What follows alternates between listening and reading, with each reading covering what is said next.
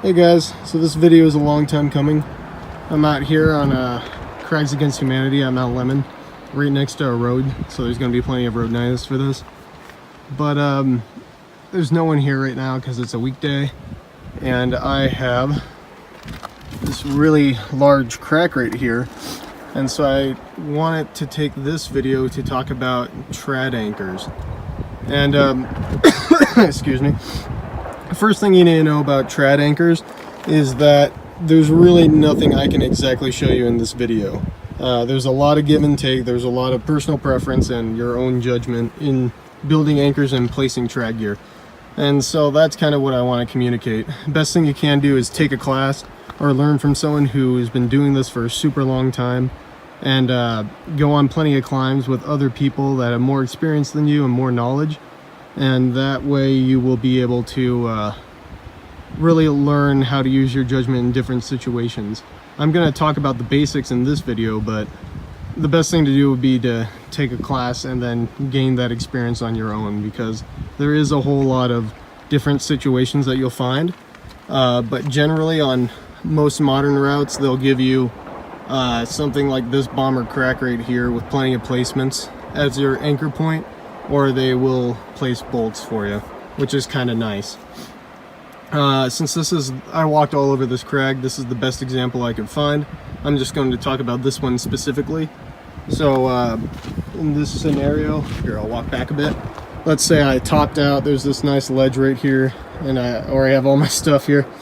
I walk up, I know I'm going to build my anchor right here. So first thing I want to do is, since this is a giant ledge, I don't need to really place any pieces for my own protection, but I need to start guessing which cams I'm going to use.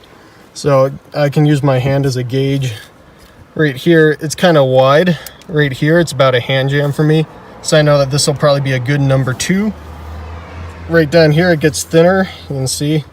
Decently thinner, like a thin hand sort of deal, so I know that's going to be a number 1.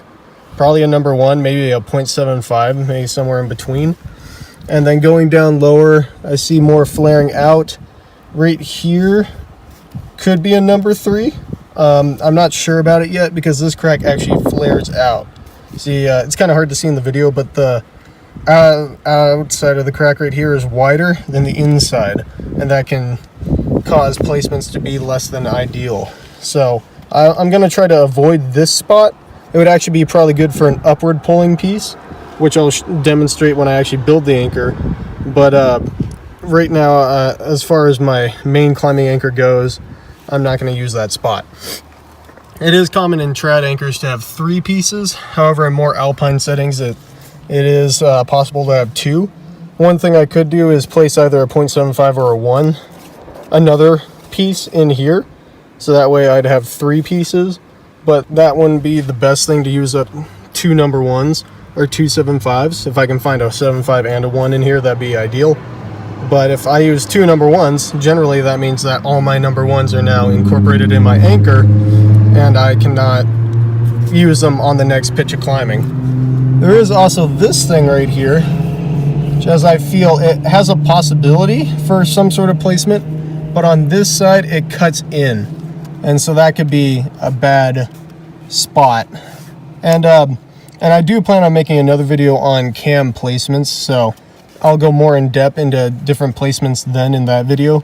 But right now, just by feeling this, there's a possibility, but I'm not sure. So I'm going to throw some cams in the wall, and I'll see you guys when I have my anchor set up. Alright, so funny thing, I just mentioned about how it's not the best idea to put 2 of the same pieces in one anchor. Well, that's exactly what I had to do.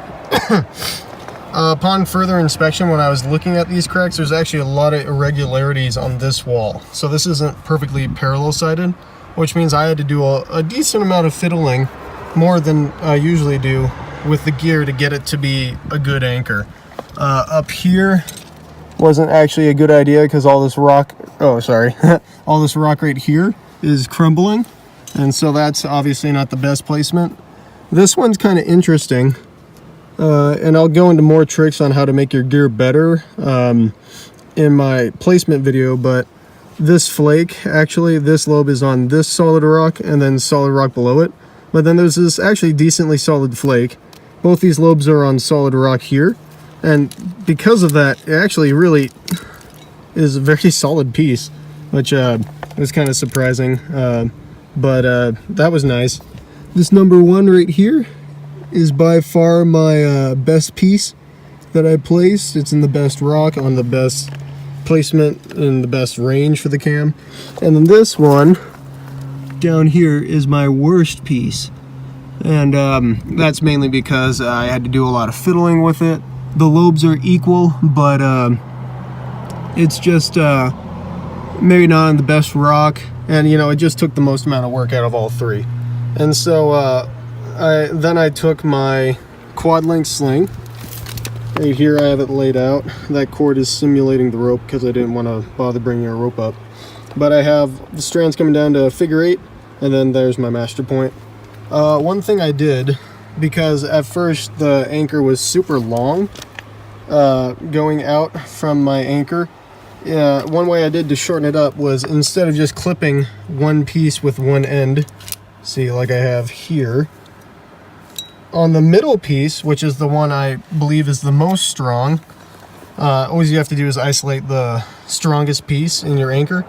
Instead of clipping it, I just put the loop through and then brought down 4 strands, 1, 2, 3, and 4, to my knot. And then you can see there's like a bunch of strands right there, 8 strands in my master point instead of 6. And that helped shorten it up quite a bit. It's important to remember in these anchors to have good working space. So again, in my scenario, I said that there was a nice big ledge right here, and then the climb's going down there. So I have this really big ledge to work with. So even though my anchor could be spread out super far, but this way it gives me plenty of room to walk around and pull in rope from any angle. And as well as if my partner wants it, they can be nice and close to the anchor while we're leading up the next pitch. So that's just a few examples of why it would be nice to have a smaller anchor. Many people prefer to build their anchors out of cord other than runners, and that's perfectly fine if you want to do it. Just make sure that you have a nice knot combining the 2 ends if you want to build your anchor like that. I always add in a clove hitch on the top leg, where the knot is, I mean. And that's for 2 reasons. One is it does keep it out of the way of your master point, which is pretty nice to not have it, you know, just in the middle of your knot. And another is, if this knot does come undone, that clove hitch makes this strand independent. So if for some reason, especially with this like EDK, that comes untied, then I still have 3 legs instead of just 2. Here's another example of a 3-piece anchor. You can see this time I only used a double length sling, and that's because all my cams, that one, there, and there, are all pretty close together. There is this grass right here, but I really don't want to, you know, harm the environment. It's not like I'm actually using this anchor to belay from. But got number 2, number 1, 0.75. All nice big cams, makes everyone feel good. And since I have a double length sling, what I did is I just tied the 1 and the 2 together, and then made the master point really long so that way the 0.75 could fit in, and they're all relatively equalized. Another thing that I could also do to make sure these are relatively equalized, you see I got the number 2 right there. Down here is a 1, and they're separated by this knot. So if the number 2 blows, the 1 will stay where it's at. And then I got the 0.75 on its own leg coming down to my master point knot, and then there's me clipped into it. Keep in mind with this type of anchor is that this one is getting 50% of the load, whereas these are getting some combination of the other 50%. So I want this one, or ideally, I would like the one piece on its own to be one of the stronger pieces. I wouldn't want to put the weaker piece down here. Ideally, this would be the weakest piece in the anchor, because it's more or less just a backup for the top one, and then this one's on its own. But, you know, you take what you can get. This actually would be a terrible anchor, because this block right here is completely loose. So this would be pretty sketchy to actually belay on. Another thing we want to avoid is building an anchor on tons of small gear. And this one's kind of interesting. So I have a number 6 nut, a number 4 way back in there, and a number 5.